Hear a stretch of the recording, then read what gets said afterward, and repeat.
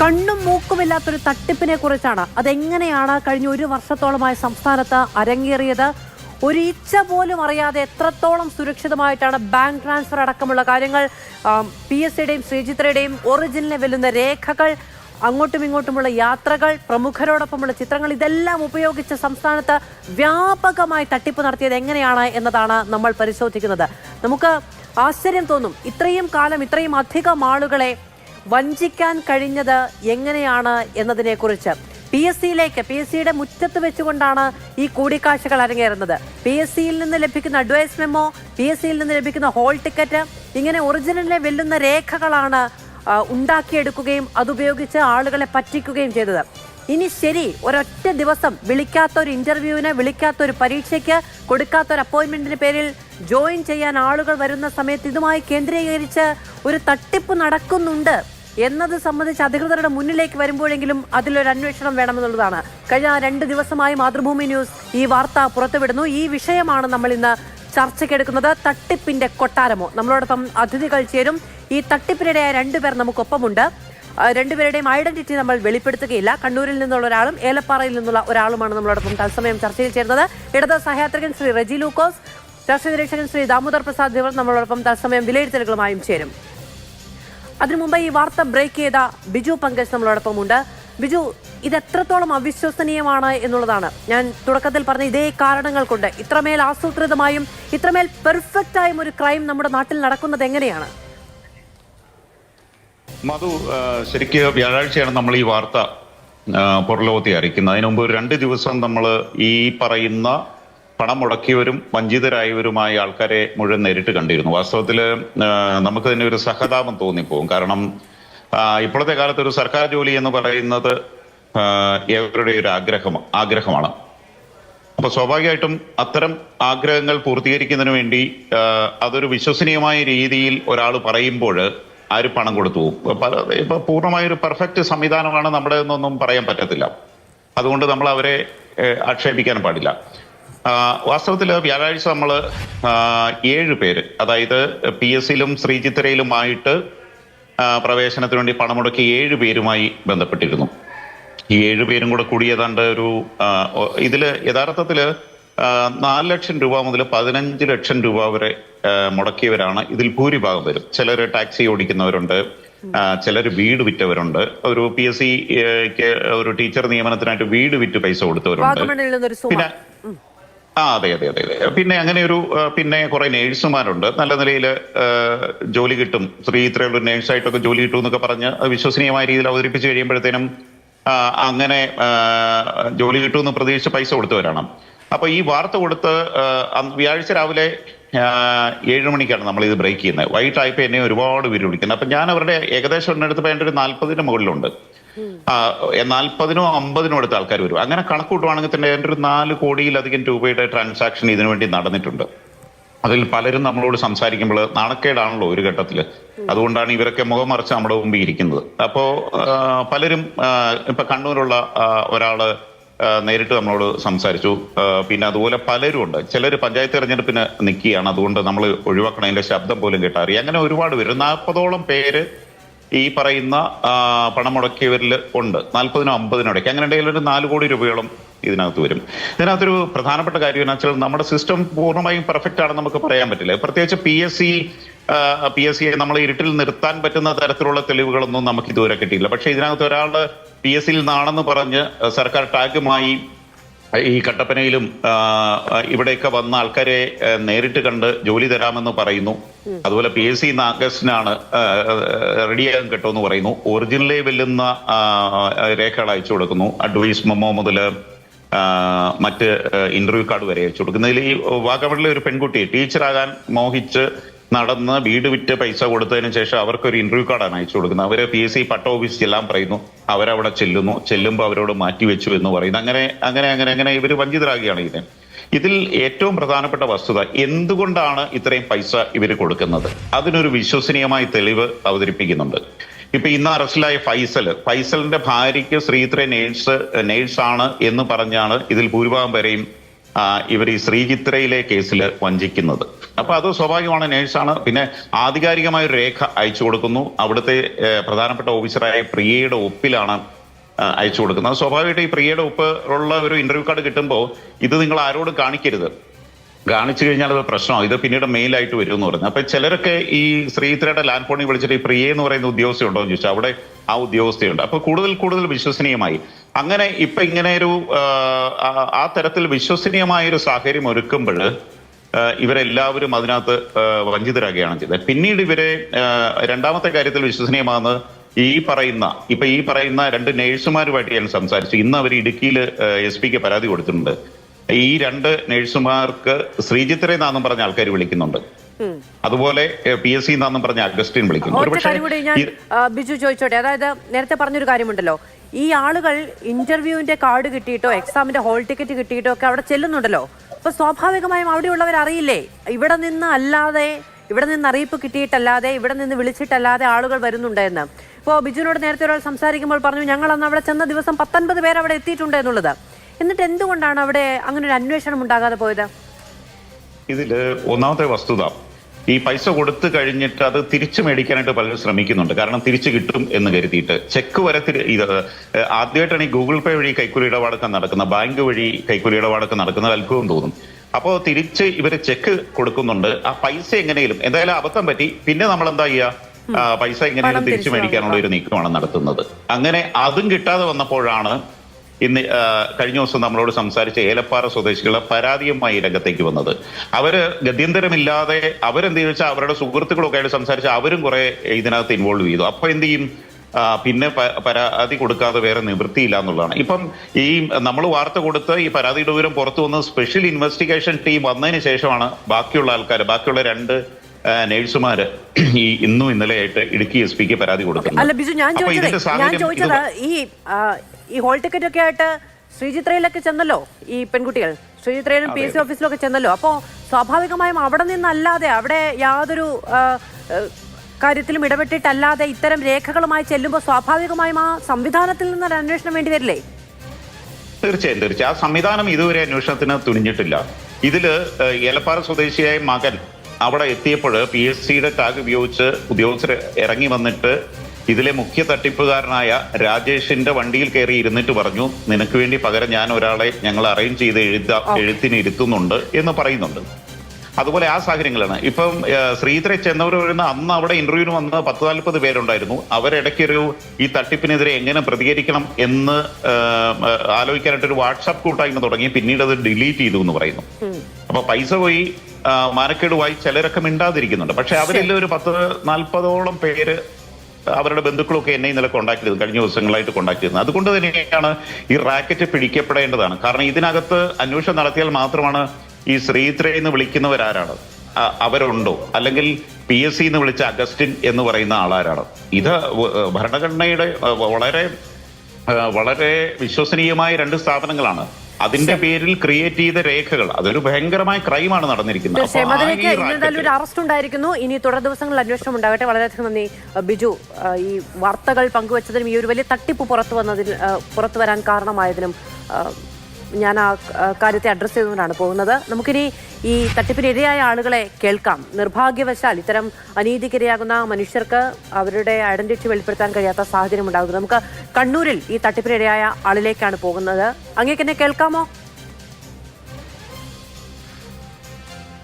കേൾക്കാം മാഡം, കേൾക്കാം. ഓക്കെ, ഞാൻ പേര് വിളിക്കാത്തത് കൊണ്ട് അങ്ങയോടാണ് ഇനി ഞാൻ കാര്യങ്ങൾ ചോദിക്കുന്നത് കേട്ടോ. എങ്ങനെയാണ് ഈ തട്ടിപ്പുകാർ നിങ്ങളിലേക്ക് എത്തിയത്? മാഡം, ഞാൻ എൻ്റെ ഭാര്യയ്ക്ക് വേണ്ടി ഒരു കോപ്പറേറ്റീവ് ബാങ്കിൽ ഒരു ജോലിക്ക് വേണ്ടിയാണ് ആദ്യം എൻ്റെ ഒരു ബന്ധു വഴി ബന്ധപ്പെടുന്നത്. അപ്പോൾ ഈ പുള്ളിക്കാരൻ പറഞ്ഞു അഗസ്റ്റിൻ എന്നുള്ള ഒരാളുണ്ട്. പുള്ളിക്കാരൻ കേരള കോൺഗ്രസ് ബിയുടെ സംസ്ഥാന ജനറൽ സെക്രട്ടറിയാണ്. പുള്ളിക്കാരൻ വിചാരിച്ചാൽ KSRTCയുടെ കീഴിൽ ഒരു കോപ്പറേറ്റീവ് ബാങ്കിൻ്റെ ഒരു ജീവനക്കാരുടെ ഒരു ഇതുണ്ട്, അവിടെ ജോലി സ്ഥിരപ്പെടുത്താൻ പറ്റും എന്ന് പറഞ്ഞിട്ടാണ് ഞാൻ ഈ അഗസ്റ്റുമായി ബന്ധപ്പെടുന്നത്. പിന്നീട് ഈ അഗസ്റ്റിനെ ബന്ധപ്പെട്ടപ്പോൾ അഗസ്റ്റിനെ അയാളുടെ നമ്പർ തരികയും അയാളുടെ നമ്പറിലേക്ക് വിളിച്ചതിന് ശേഷം അയാൾ KB ഗണേഷ് കുമാറിൻ്റെ അടുത്ത ബന്ധമുണ്ട്, അവിടുത്തെ കേരള കോൺഗ്രസ് ബിയുടെ സംസ്ഥാന ജനറൽ സെക്രട്ടറി ആണെന്ന് പറഞ്ഞത്. അപ്പോൾ അവിടെ വന്നാൽ മിനിസ്റ്ററായി നേരിട്ട് കണ്ടുകൊണ്ട് പൈസ കൊടുത്താൽ കോപ്പറേറ്റീവ് ബാങ്കിൽ ജോലിയാക്കിത്തരാണെന്ന് പറഞ്ഞിരുന്നത് ആദ്യ ഘട്ടത്തിൽ. പിന്നീട് ഇയാൾ വിളിക്കുന്ന സമയത്ത് പറഞ്ഞു PSCയുടെ ചില നോട്ടിഫിക്കേഷൻ ഇറങ്ങാൻ പോകുന്നുണ്ട്. Kerala bank, KSRTC, police, khadi board, pollution control, ഇങ്ങനെ ചില PSCയിൽ ചില നോട്ടിഫിക്കേഷൻ ഇറങ്ങാൻ പോകുന്നുണ്ട്. നിങ്ങൾക്ക് അത് വേണമെങ്കിൽ അത് ശരിയാക്കി തരാം എന്നാണ് പറഞ്ഞിട്ടുണ്ടായിരുന്നത്. അതുപോലെ തന്നെ ഡിസംബർ മാസം ലാസ്റ്റത്തോടെ ഈ നോട്ടിഫിക്കേഷനൊക്കെ ഇറങ്ങിയിട്ടുണ്ടായിരുന്നു. പിന്നീട് ഈ അഗസ്റ്റിൻ ജോൺ എന്ന് പറയുന്ന ആൾ ഓരോ ടൈമിലായിട്ട് തിരുവനന്തപുരത്ത് എത്താൻ വേണ്ടി പറയും, മിനിസ്റ്ററെ കാണാമെന്ന് പറയും. ചില ദിവസങ്ങൾ വിളിച്ച് മിനിസ്റ്റർ ഇവിടെ ഇല്ല, 2 ദിവസം മുന്നേ വിളിച്ച് മിനിസ്റ്റർ ഇവിടെ ഇല്ല, മിനിസ്റ്റർ ചില പ്രോഗ്രാം ഉണ്ടെന്ന് പറഞ്ഞ് മാറ്റി പോയി. ഫെബ്രുവരി 20-ാം തീയതി വരാൻ പറഞ്ഞ് ആ ദിവസം ഞാൻ അവിടെ പോയപ്പോൾ കേരള കോൺഗ്രസ് ബിയുടെ ഓഫീസിൽ പോയപ്പോൾ മിനിസ്റ്റർ അവിടെയുണ്ട്. അവിടുന്ന് ഇയാൾ എന്നെ ഫോൺ വിളിച്ചിട്ട് ഒരാൾക്ക് തരികയാണ്. എന്നിട്ട് എന്നോട് പറയുകയാണ്, ഇത് കടകംപള്ളി സുരേന്ദ്രനാണ്, CPMൻ്റെ നേതാവാണ്, അപ്പോൾ നിങ്ങൾ അധികമൊന്നും സംസാരിക്കാൻ നിൽക്കേണ്ട സാറ് പറയുന്നു. അപ്പുറന്ന് ആ ആൾ പറയുകയാണ്, എല്ലാം അഗസ്റ്റിനും പറഞ്ഞിട്ടില്ലേ, അതുപോലെ നിങ്ങൾ ചെയ്താൽ മതി, ബാക്കിയൊക്കെ ഇവിടെ ശരിയാണെന്ന് പറയുകയാണ്. പിന്നെ ഇവിടെ ലേഡിയെ വിളിക്കുകയാണ് അയാൾ, ഇത് CPMൻ്റെ ഒരു ഉയർന്ന ലേഡിയാണ് പറയുകയാണ്. ആ ലേഡി പറയുകയാണ്, ഇത് രക്തസാക്ഷി കുടുംബങ്ങൾക്ക് വേണ്ടി മാറ്റിവെച്ചിട്ടുള്ള സീറ്റുകളാണ്, അതാണ് നിങ്ങൾക്ക് തരുന്നത്, പാർട്ടി അറിഞ്ഞുകൊണ്ടാണ് നിങ്ങൾക്ക് തരുന്നത്. അങ്ങനെ പറഞ്ഞിട്ടാണ് ആ ലേഡി പറയുന്നത് 25 ലക്ഷം രൂപ ആവശ്യപ്പെട്ടു, ഇന്ന് 10 ലക്ഷം രൂപ അവിടെ കൊടുക്കണമെന്ന് പറഞ്ഞു. അങ്ങനെയാണ് ഞാനന്ന് ഇവിടെ പെട്ടെന്ന് തന്നെ ആ ഓഫീസിൽ, ഞാൻ ഒരു 1-2 മണിക്കൂർ ആ ഓഫീസിലുണ്ടായിരുന്നു. അവിടെ ഈ അഗസ്റ്റിൻ്റെ പേര് അവിടെ എഴുതി വെച്ചിട്ടുണ്ട്, Augustine John Kochuparambil, Kerala Congress B ജില്ലാ ജനറൽ സെക്രട്ടറി എന്നായിരുന്നു അവിടെ പേര് എഴുതി വെച്ചിട്ടുണ്ടായിരുന്നത്, അയാളുടെ സീറ്റിൻ്റെ പുറകിലായിട്ട്. അവരുടെ ഒരു യൂത്ത് വിങ്ങിൻ്റെ ഒരു നേതാവ് വന്നിട്ട് അഗസ്റ്റിനെ മിനിസ്റ്റർ വിളിക്കുന്നു, മുകളിലേക്ക് ചെല്ലാൻ പറഞ്ഞപ്പോൾ അഗസ്റ്റിൻ എൻ്റെ കയ്യിൽ നിന്ന് ഫയലും പൈസയും മേടിച്ചുകൊണ്ട് മുകളിലേക്ക് കയറിപ്പോയി. ഒരു 3 മിനിറ്റ് ശേഷം താഴെ ഇറങ്ങി വരുമ്പോൾ ഇയാളുടെ കയ്യിൽ ഫയലും പൈസയൊന്നും ഉണ്ടായിരുന്നില്ല. ഈ അഗസ്റ്റിൻ പിന്നെ എന്നോട് പറയുന്നത്, മിനിസ്റ്റർ പെട്ടെന്നൊരു വാർത്താ സമ്മേളനം, അതിലേക്ക് പോകണം, പത്രസമ്മേളനത്തിന് വേണ്ടി പോകണം, നമ്മളോട് സെക്രട്ടറിയിലേക്ക് പോകാൻ വേണ്ടിയിട്ടാണ് പറഞ്ഞിട്ടുള്ളതെന്ന് പറയുകയാണ്. ഈ പോകുന്ന വണ്ടിയിൽ ഇയാൾ വീണ ജോർജിൻ്റെ PA എന്ന് പറഞ്ഞ് പലരെയും വിളിക്കുന്നുണ്ട് പാസിന് വേണ്ടിയിട്ട്, സെക്രട്ടറിൻ്റെ ഉള്ളിൽ കയറാൻ വേണ്ടിയിട്ട്. ഗണേഷ് കുമാറിൻ്റെ PA വിളിക്കുന്നുണ്ട് പാസിന് വേണ്ടിയിട്ട്. പിന്നെ എന്നോട് പറഞ്ഞു ഒരു പാസേ കിട്ടിയിട്ടുള്ളൂ എന്ന് പറഞ്ഞാൽ ഇയാൾ സെക്രട്ടറിയുടെ ഉള്ളിൽ കയറി പോയും തിരിച്ചു വരുമ്പോൾ എല്ലാം പറഞ്ഞ് ശരിയാക്കിയിട്ടുണ്ടെന്ന് പറയുകയാണ് ചെയ്തത്. ഇതാണ് ഇതിൻ്റെ തുടക്കത്തിൽ ഉണ്ടായ സംഭവം. പിന്നീട് ഈ ജോലി ശരിയാകുന്നില്ല, ലോക്സഭാ ഇലക്ഷൻ്റെ കാര്യം പറഞ്ഞുകൊണ്ട് മാർച്ച് ഏപ്രിൽ മാസങ്ങളിൽ ഈ കാര്യങ്ങളൊന്നും നടക്കുന്നില്ല. ഹലോ മാഡം, എനിക്ക് കേൾക്കാം. ഹലോ, എനിക്ക് കേൾക്കാം. മാർച്ച് ഏപ്രിൽ മാസങ്ങളിൽ ഈ കാര്യങ്ങൾ നടക്കുന്നില്ല. മാർച്ച് ഏപ്രിൽ മാസങ്ങളിൽ ഈ കാര്യങ്ങൾ നടക്കുന്നില്ല. പിന്നെ മെയ് ആകുമ്പോൾ ഇയാൾ ഇലക്ഷൻ കഴിഞ്ഞപ്പോൾ മെയ് മാസത്തിൽ ഇയാൾ പറയുന്നത് പൊല്യൂഷൻ കൺട്രോൾ ബോർഡിലും ഖാദി ബോർഡിലേക്കും വേണ്ട ആൾക്കാരായിട്ടില്ല, 8 ഒഴിവുകൾ അതിനുള്ളത്, അതിലാളായിട്ടില്ല, അതിലും കൂടി ആൾക്കാർ പൂർണ്ണമായി കഴിഞ്ഞാൽ ആ ഒരു ബാച്ച് കയറ്റി വിട്ടാൽ മാത്രമേ നിങ്ങളുടെ കാര്യം ചെയ്യാൻ പറ്റുള്ളൂ എന്നാണ്. പിന്നീട് അയാൾ ഇങ്ങോട്ട് വിളിക്കുകയാണ്, നിങ്ങൾക്ക് പരിചയമുള്ള ആരും ഉണ്ടെങ്കിൽ നിങ്ങളത് ശരിയാക്കൂ, അങ്ങനെ അവർ കയറി കഴിഞ്ഞാൽ ഈ റിക്രൂട്ട്മെൻറ്റ് നടക്കത്തുള്ളൂ എന്ന്. ഞാൻ എൻ്റെ ഒരു സുഹൃത്തുക്കളോട് പറഞ്ഞപ്പോൾ 2 പേര്, ഒന്ന് ഒരു CPMൻ്റെ ഒരു പൊളിറ്റീഷ്യനാണ്, നിലവിൽ ഒരു കൗൺസിലറാണ് പുള്ളിക്കാരൻ, അയാളും എൻ്റെ ഒരു സുഹൃത്തും കൂടി ഈ അഗസ്റ്റിൻ്റെ വീട്ടിൽ തന്നെ പോവുകയാണ് നേരിൽ കണ്ട് സംസാരിക്കാൻ വേണ്ടി. അപ്പോൾ ഇയാൾ അവിടെയുള്ള ഒരു ആൽബം എടുത്ത് കാണിക്കുകയാണ്, ഈ എല്ലാ ആൾക്കാരെയും ഒന്നിച്ച് നിൽക്കുന്ന ആൽബങ്ങൾ, ഫോണിലെ ഫോട്ടോകൾ എടുത്ത് കാണിക്കുകയാണ്. അവരോടും പറഞ്ഞിട്ടുള്ളത് ഈ തരത്തിൽ തന്നെയാണ്, രക്തസാക്ഷി കുടുംബങ്ങൾക്ക് വേണ്ടി മാറ്റിവെച്ച സീറ്റാണ്. ഇത് വിശ്വസിച്ച് മെയ് 5-ാം തീയതിയാണ് അയാൾ വീട്ടിൽ പോകുന്നത്. 8-ാം തീയതി അവർ പൈസ ഇട്ട് കൊടുക്കുന്നു, അക്കൗണ്ടിലേക്കാണ് പൈസ ഇട്ട് കൊടുക്കുന്നത്. അതിനയാൾ കൃത്യമായി ചെക്കും പോസ്റ്റൽ വഴി തന്നെ അയച്ചു തന്നിട്ടുണ്ടായിരുന്നു. അതെ മാഡം, അയാൾ പോസ്റ്റൽ വഴി തന്നെ അതിൻ്റെ ചെക്കും കൂടി അയച്ചു തന്നു. പിന്നീട് ഇയാൾ പറയുന്നത് ട്രിവാൻഡ്രം മേയർ ആര്യ രാജേന്ദ്രനായി, ശ്രീമതി ആര്യ മേഡായിട്ട് ബന്ധപ്പെട്ടിട്ട് അവിടെ ചില അലിഗേഷൻ നടക്കുന്നുണ്ട്, അതുകൊണ്ട് ഇപ്പോൾ ഓഫീസിലൊക്കെ വളരെ പരിശോധനകളാണ്, കുറച്ച് വെയിറ്റ് ചെയ്യണമെന്ന് പറയുന്നു. പിന്നീട് മന്ത്രി മുഹമ്മദ് റിയാസ് അവരുടെ ഓഫീസിൽ വിജിലൻസ് റെയ്ഡ് വന്നു. അതിൻ്റെ ഭാഗമായിട്ട് ഞങ്ങളുടെ ലാപ്ടോപ്പുകളും ഫയലൊക്കെ വിജിലൻസ് കൊണ്ടുപോയി. ഇതൊക്കെ ഞങ്ങളുടെ മുന്നിൽ നിൽക്കുകയാണ് പറഞ്ഞു. അതിനുശേഷം ഇതിൻ്റെ ചെയ്തെന്ന ആളെ നേരിട്ട് കാണുമെന്ന് പറഞ്ഞപ്പോൾ ഈ അഗസ്റ്റിൻ്റെ വീട്ടിൽ തന്നെ ചെല്ലാൻ പറയുകയും അവിടെ PSCയുടെ ടാഗും PSCയുടെ കുറേ ഫയലുമായിട്ട് ഒരാൾ വരികയാണ്. അയാൾ കുറേ ഇത് കാണിച്ചു തരികയാണ്, റിക്രൂട്ട്മെൻറ്റ് കുറേ കാര്യങ്ങൾ കാണിച്ചു തരികയാണ്, അപ്പോയിൻമെൻറ്റ് ലെറ്ററും കാര്യങ്ങളൊക്കെ. ഇതൊക്കെ ഞങ്ങൾ കയറ്റിയതാണ്. ഇവരൊക്കെ ഞങ്ങൾ പറഞ്ഞപ്പോൾ 3 മാസം എന്ന് പറഞ്ഞിട്ട് 1.5 മാസം കൊണ്ടൊക്കെ കയറ്റിയവരാണ്, ഇത് കയറാൻ പോകുന്നവരാണ്, ഇങ്ങനെ ഒരു വിജിലൻസ് റെയ്ഡ് നടന്നുകൊണ്ടാണ് ഞങ്ങൾക്കൊന്നും ചെയ്യാൻ പറ്റാതെ പോയത് എന്ന് പറഞ്ഞുകൊണ്ട് ഇയാൾ ഫയലൊക്കെ കാണിച്ചിരിക്കുകയാണ്. അയാൾ പേര് പറഞ്ഞ സുരേഷ് ബാബു എന്നാണ് പേര് പറഞ്ഞിട്ടുണ്ടായിരുന്നത്.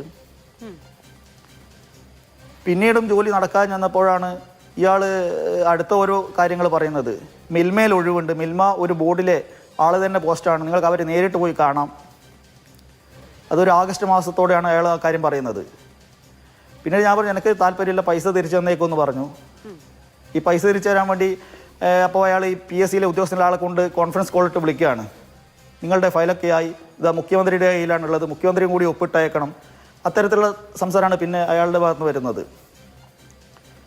പിന്നീട് പൈസ തിരിച്ചു തരാൻ ഓരോ ഡേറ്റുകൾ പറയും, പൈസ കിട്ടാതാവുകയും ചെയ്യുന്നു. അതിൻ്റെ ഭാഗമായിട്ട് ഞാൻ അന്വേഷിച്ചപ്പോൾ എനിക്ക് മനസ്സിലായിട്ടത് ഇയാൾ ഒരുപാട് പേരെ ഇങ്ങനെ പൈസ മേടിച്ചിട്ടുണ്ട് എന്നാണ്. അപ്പോൾ പിന്നീട് ഒരു ദിവസം ഇയാൾ എന്നോട് വിളിച്ച് പറയുകയാണ്, നിങ്ങൾ ഇങ്ങോട്ട് വന്നിട്ട് ഞാൻ നിങ്ങൾക്ക് പൈസ തരാം, വീട്ടിൽ വന്ന് പൈസ തരാമെന്ന്. അത് ശരിക്കും പറയാൻ പിന്നെ അതിനെക്കുറിച്ച് അന്വേഷിച്ചപ്പോൾ എനിക്ക് മനസ്സിലായത് അതൊരു ഹണി ട്രാപ്പിൻ്റെ ഒരു ഇതായിരുന്നു. പുള്ളിക്കാരൻ്റെ വീട്ടിലെത്തിച്ചുകൊണ്ട് ഹണി ട്രാപ്പിൽ പെടുത്താനുള്ള ഒരു ഇതായിരുന്നു എന്ന് എനിക്ക് മനസ്സിലായത്.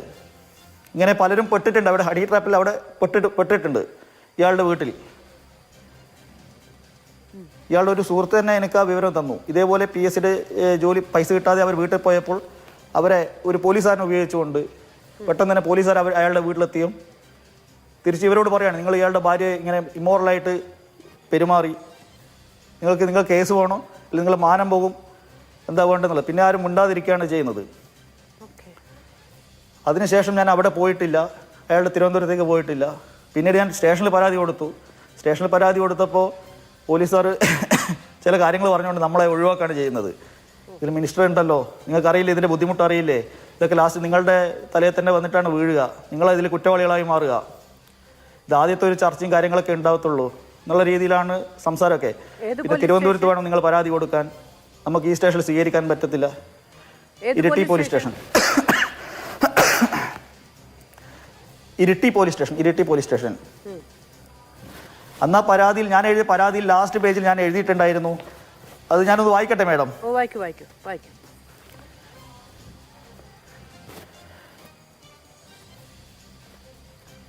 ഞാൻ അദ്ദേഹത്തിൻ്റെ ഭാര്യ എന്നെ വിളിച്ച റെക്കോർഡ് ഉണ്ട്, പൈസ റെഡിയാക്കി തരാം എന്ന് ലിൻഡ ജോൺ പറഞ്ഞ കാര്യം പറഞ്ഞപ്പോൾ അല്ല, 2024 ഡിസംബർ 12 ശേഷം 13-ാം തീയതിയാണ് ഞാൻ തിരുവനന്തപുരം അത് വിടാമണം.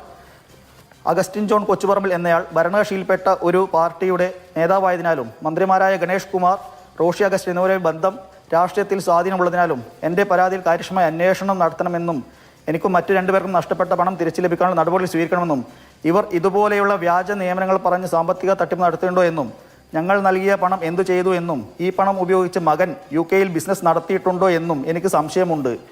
ഇവർ വിദേശത്തേക്ക് കടന്നു കളയാനും സാധ്യതയുണ്ട്. ഇവർക്കെതിരെ സത്യസന്ധവും നീതിപൂർണമായ അന്വേഷണം നടത്തണമെന്ന് വിനീതമായി അപേക്ഷിക്കുന്നു. ശരി ശരി.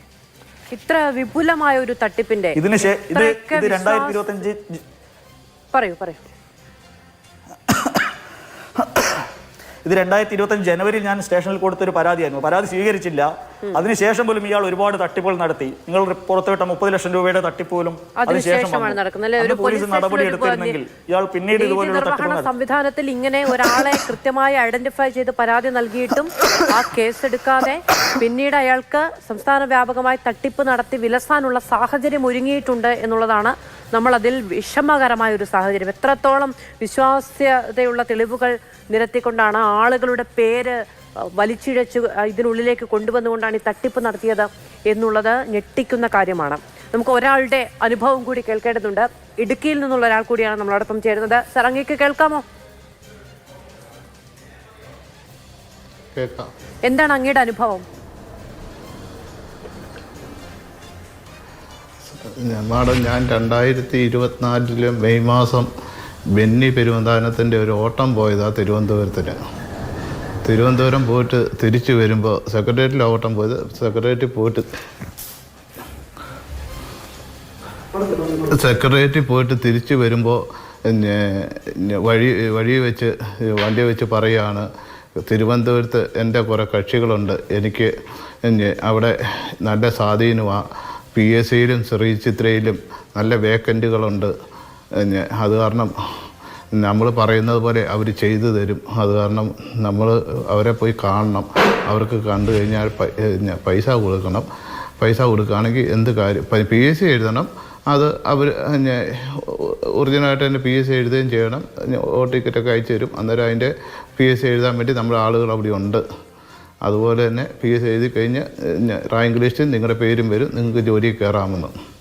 അതനുസരിച്ച് എൻ്റെ മകന് വേണ്ടിയിട്ട് ജൂൺ മാസം 2024 ജൂൺ മാസം ഞങ്ങൾ തിരുവനന്തപുരത്തേക്ക് ബെന്നി പെരുവന്താനത്തിനെ കൂട്ടി പോവുകയും ബെന്നി പെരുവന്താനത്ത് അതുപോലെ തന്നെ ഉള്ളൂരിന് ഇപ്പുറം വെച്ച് ആ കോളേജിൻ്റെ അവിടെ വെച്ച് പൈസൻ എന്ന വ്യക്തിയെ ബെന്നി പെരുവന്താനം വിളിച്ചു വരുത്തുകയും അവിടുന്ന് രാജേഷിൻ്റെ വീട്ടിൽ ഞങ്ങളെല്ലാവരും കൂടെ ഈ ബെന്നി പെരുവന്താനം, പൈസൽ, ഞാൻ, എൻ്റെ പിള്ളേർ 2 പേര്, എൻ്റെ വൈഫ്, ഇത്രയും പേരുണ്ടായിരുന്നു വണ്ടിയിൽ. ഞങ്ങൾ ഇത്രയും പേരും രാജേഷിൻ്റെ വീട്ടിൽ പോവുകയും അവിടെ വെച്ച് രാജേഷ് ഇവൻ്റെ ഫയലെല്ലാം മേടിച്ച് നോക്കിയിട്ട് നിനക്ക് ആയുർവേദത്തിൻ്റെ മേടിച്ച് ജോലി വാങ്ങിച്ചു തരാം, അത് ഒന്നെങ്കിൽ ആദ്യം പറഞ്ഞ് തിരുവനന്തപുരത്ത് അല്ലെങ്കിൽ ഇടുക്കിയിൽ എവിടെയെങ്കിലും മേടിച്ച് തരാമെന്നും പറയുകയും അല്ലെങ്കിൽ ഇടുക്കി മേടിച്ച് തരാമെന്ന് പറയും. അതുപോലെ തന്നെ മകളുടെ സർട്ടിഫിക്കറ്റ് അന്നേരം അവളും ഉണ്ടായിരുന്നു എൻ്റെ കൂടുതൽ മരുമകളാണ്. അവളെ സർട്ടിഫിക്കറ്റ് മേടിച്ച് നോക്കിയിട്ട് പറഞ്ഞു ശ്രീ ചിത്രയിൽ പുതിയ ബ്ലോക്കിൻ്റെ ഉദ്ഘാടനമാണ്, അവിടെ 350 നേഴ്സുമാർക്ക് ഒഴിവുകളുണ്ട്, അത് കാരണം അവൾക്ക് അവിടെ മേടിച്ച് തരാം, 70,000 രൂപ സാലറി ഉണ്ട്. പിന്നെ അവിടെ കേന്ദ്ര ഗവൺമെൻറ്റിൻ്റെ കോട്ട ഓരോ രാഷ്ട്രീയ പാർട്ടിക്ക് ഇത്ര കോട്ടകളുണ്ട്. ആ കോട്ട അനുസരിച്ച് നമുക്ക് അവിടെ ആളുണ്ട്, DGP ഉണ്ട്, പിന്നെ MLA-മാരുണ്ട്, മന്ത്രിമാരുണ്ട്, അവരെല്ലാം റെക്കമെൻഡ് ചെയ്യും എന്ന് ഒക്കെ പറഞ്ഞ് വിശ്വസിപ്പിച്ച് 2 പേർ കൂടെ 15 ലക്ഷം രൂപ എൻ്റെ ആദ്യം 2 ലക്ഷം രൂപ അവരുടെ വീട്ടിൽ വെച്ച് കൊടുത്തു. അതിന് ചെക്ക് എനിക്ക് എഴുതി തന്നു. പിന്നെ ഗൂഗിൾ പേ വഴിയും ബാങ്ക് അക്കൗണ്ട് വഴി 9 ലക്ഷം രൂപ കൊടുത്തു. 4 ലക്ഷം രൂപ എൻ്റെ വീട്ടിൽ വന്ന് വാങ്ങിച്ചുകൊണ്ട് പോയി. ഈ രാജേഷ് ഏറെപ്പാറ മകനും മരുമകൾക്കും അല്ലാതെ മറ്റ് 7 പേരെ കൂടി പരിചയപ്പെടുത്തി കൊടുക്കുകയും ചെയ്തു അല്ലേ? 7 പേരിൽ 5 പേരെ കൂടെ ഞാൻ പരിചയപ്പെടുത്തി. മരുമകളുടെ കൂട്ടത്തിൽ പഠിച്ചവരായിരുന്നു 2 പേര്. പാലക്കാരാണ് 2 പേര്. അവർക്ക് 2 പേരെയും പരിചയപ്പെടുത്തി. ഏലപ്പാറ 2 ക്ലർക്കുമാർക്ക് വേണ്ടി ഒരാൾ എന്നെ ബന്ധപ്പെട്ട് അവരോട് ഞാൻ ഈ രാജേഷിനെ പരിചയപ്പെടുത്തി കൊടുത്തു. അന്നേരം അവരുടെ വീട്ടിൽ പോകാനും എന്നെ വിളിച്ചുകൊണ്ട് പോവുകയും ചെയ്തു. ഞാൻ ക്ലർക്കുമാർക്ക് വേണ്ടിയിട്ട് അല്ല, അവർ പറയുന്നത് ബെന്നിച്ചേട്ടൻ പൈസ മേടിച്ച് തന്നച്ചാൽ മതി എന്നാണ് പറയുന്നത്. പൈസ മേടിച്ച് കൊടുക്കണം, അത് ബെന്നിച്ചേട്ടനെ വിശ്വസിച്ചാൽ തന്നത്, ബെന്നിച്ചേട്ടൻ പൈസ മേടിച്ച് കൊടുക്കണം, ഞാൻ മേടിച്ച് കൊടുക്കണമെന്നാണ് പറഞ്ഞത്. അത് പിന്നെ ടീച്ചറും നമ്മൾ സ്റ്റാൻഡിൽ, ഞാൻ ടാക്സി ഓടിക്കുന്ന ഒരു വ്യക്തിയാണ് ഏറെപ്പാറ സ്റ്റാൻഡിൽ.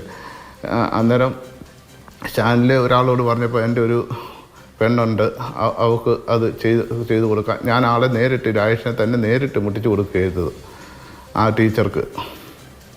അതുപോലെ തന്നെ പിന്നെ ബാക്കിയുള്ളവരെ അങ്ങനെ ഞങ്ങൾ 7 പേരെയും ഇതിൻ്റെ അകത്ത് ബന്ധപ്പെടുത്തിയത്. എല്ലാവരും കൂടി 19 ലക്ഷം രൂപ കൊടുത്തു. എല്ലാവരും കൂടി 50 ലക്ഷം രൂപ മേളിൽ കൊടുത്തിട്ടുണ്ട്. 50 ലക്ഷം രൂപ എന്നാണെങ്കിലും ഉണ്ട്. ഈ പണം തിരിച്ചു കിട്ടിയാൽ മതി, ഇനി നിങ്ങൾക്ക് വിശ്വാസമില്ല എന്ന് പറഞ്ഞല്ലോ, അപ്പോഴത്തെ സമീപനം എന്താ? വിശ്വാസമില്ലെന്ന് പറഞ്ഞാൽ ആദ്യം PSCയുടെ ചെറുക്കനോട് പറഞ്ഞ് തിരുവനന്തപുരത്ത് അവിടെ PSCയുടെ ഇൻ്റർവ്യൂ ഉണ്ടെന്ന് പറഞ്ഞു. തിരുവനന്തപുരത്ത് ചെന്ന് കഴിഞ്ഞപ്പോൾ PSCയുടെ ഇൻ്റർവ്യൂ അല്ല, ടിക്കറ്റ് വാങ്ങിക്കാനായിട്ട് ചെല്ലാൻ പറഞ്ഞു. ടിക്കറ്റ് വാങ്ങിക്കാൻ ചെന്നപ്പോൾ അവിടെ ചെന്നപ്പോൾ തിരുവനന്തപുരത്ത് ഇവൻ ബസ്സിൽ ചെന്നപ്പോൾ രാജേഷ് പിക്ക് ചെയ്ത് ഇവനെ കൂട്ടിക്കാണ്ട് PSC ഓഫീസിൽ പോവുകയും PSC ഓഫീസിൽ നിന്ന് ഈ അഗസ്റ്റിൻ എന്ന വ്യക്തിയും 2 കൂട്ടുകാരും കൂടെ ഇറങ്ങി വരികയും അവിടെ ക്യാമറ ഉണ്ടെന്നും പറഞ്ഞ് അവനെ വിളിച്ച് ഇവർ എല്ലാം കൂടെ വേറെ ഒരു സ്ഥലത്തേക്ക് പോവുകയും അവിടെ വെച്ച് ഇവനോട് പറഞ്ഞു നീ PSC എഴുതണ്ട, ഇതിനെക്കൊണ്ട് തന്നെ വേറൊരാളെ കൊണ്ട് എഴുതിക്കാം. അതുപോലെ തന്നെ ഇവനോട് അത് കഴിഞ്ഞ് സിഗ്നേച്ചറൊക്കെ മേടിക്കുകയും ID പ്രൂഫ് എല്ലാത്തിൻ്റെയും സർട്ടിഫിക്കറ്റുകളുടെ കോപ്പി എല്ലാം വാങ്ങിക്കുകയും അവനെ തിരിച്ച് ബസ്സിൽ കയറ്റി വിടുകയും അത് കഴിഞ്ഞ് രാജേഷ് കൊണ്ടുവന്ന് ബസ് കയറ്റി വിടുകയും ചെയ്തു. രാജേഷിൻ്റെ വണ്ടിയല്ല, ഇവനെ കയറ്റിക്കൊണ്ട് PSC ഓഫീസിൽ പോകുന്നതും ഇതെല്ലാം ചെയ്യിക്കുന്നതും എല്ലാം രാജേഷ് മുഖാന്തരമാണ്. ഓക്കെ, ഇത് ശരിയാണ്. നിങ്ങളുടെ ജീവിതത്തിൽ ഏറ്റവും വലിയ പ്രതിസന്ധി സാമ്പത്തികമായി അഭിമുഖീകരിച്ചുകൊണ്ടിരിക്കുകയാണ്. അവനവന് പോയത് പോട്ടെ എന്ന് വിചാരിച്ചത് മാത്രം പോരാ. കുറെ ആളുകൾ വിശ്വാസത്തിൽ നിങ്ങളുടെ മധ്യസ്ഥതയിലൊക്കെ അതിൽ പോയി പെട്ട ആളുകളോട് സമാധാനം പറയേണ്ടി വന്ന സാഹചര്യം കൂടിയുണ്ട്. ഒരുപക്ഷെ എന്തുകൊണ്ടാണ് ഇങ്ങനൊരു ചതി വിശ്വസിച്ചത് എന്നൊരു ചോദ്യം എനിക്ക് ചോദിക്കാനുണ്ട്. പക്ഷേ അതിന് ഞാൻ തൽക്കാലം ചോദിക്കുന്നില്ല. അതിനൊരു മറുപടി പറയാൻ കഴിയുന്ന മാനസികാവസ്ഥയല്ല നിങ്ങൾക്കുള്ളത് എന്ന് ഞാൻ വിചാരിക്കുന്നു. തിരികെ സ്വാഗതം ചർച്ചയിലേക്ക്. ശ്രീ ദാമോദർ പ്രസാദ്, ഇങ്ങനെ ഒരു തട്ടിപ്പരങ്ങേറി എന്നത് അവരുടെ അനുഭവം അടക്കം കേൾക്കുമ്പോൾ വിശ്വസിക്കാൻ പറ്റുന്നുള്ളൂ. ഒരു സംവിധാനത്തിൽ നിന്നും ഇതിനെതിരെ ഇത് നടക്കുന്നുണ്ടെന്ന് അറിഞ്ഞിട്ട് പോലും യാതൊരു തരത്തിലും ഉള്ള ഇടപെടൽ ഉണ്ടായിട്ടില്ല. അതാ ഇപ്പോൾ അവസാനം പറഞ്ഞയാൾ നമ്മളോട് ആദ്യം സംസാരിച്ചയാൾ പറയുകയാണ്, ഞാൻ ഇങ്ങനെ ഒരു പരാതി കൊടുത്തതിന് ശേഷമാണ് അയാൾ മറ്റു തട്ടിപ്പുകൾ നടത്തിയത് എന്ന്. അത് വലിയൊരു ക്രിമിനൽ കുറ്റം നടന്നിരിക്കുന്നു. അതാണ് മാതൃഭൂമി പുറത്തു കൊണ്ടുവന്നിരിക്കുന്നത്.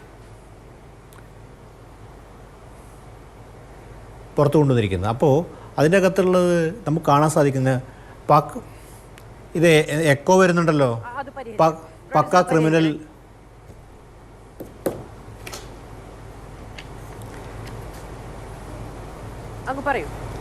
പക്ക ക്രിമിനലുകളായിട്ടുള്ള അത് ഫ്രോഡുകളായിട്ടുള്ളവർ ആസൂത്രിതമായിട്ട് നടത്തിയിട്ടുള്ള ഒരു ക്രിമിനൽ കുറ്റമാണ് നടക്കുന്നത്. ഇതിൻ്റെ അകത്ത് കണ്ടുള്ള വിശ്വാസവഞ്ചന, അതുപോലെ പണാപഹരണം, അതുപോലെ തന്നെ സർക്കാർ മുദ്രകൾ ദുരുപയോഗം ചെയ്യുക തുടങ്ങിയ വലിയ ക്രിമിനൽ കുറ്റം.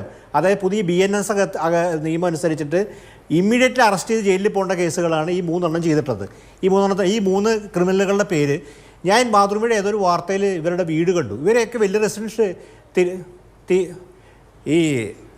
ഈ എക്കോ വലിയ പ്രശ്നം ഉണ്ടാക്കുന്നുണ്ട്. ഒരു ടെക്നിക്കലി അത് പറയുന്നത് പരിഹരിക്കണം.